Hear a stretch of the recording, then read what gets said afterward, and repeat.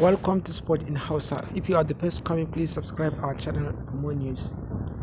Nigeria's President Muhammadu Buhari speaks on 2023 presidential election.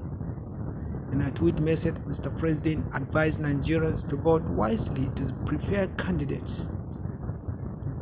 According to President Muhammadu Buhari, the 2023 presidential election will be free and fair election.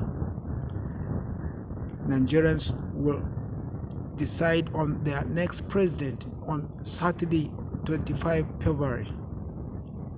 Bola Ahmed Tinubu, the presidential candidate of the ruling All Progressive Congress Party, and Alhaji Atiku Abubakar of the People Democratic Party, Rabi Kwankwaso, and Peter Obi of New Labour Party are four major political contenders.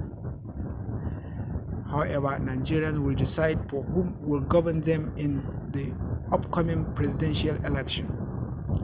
According to President Muhammadu Buhari, the 2023 presidential election is different with the previous election, and there will be a transparency in handing over the power to the right candidate who won the election in February 2023.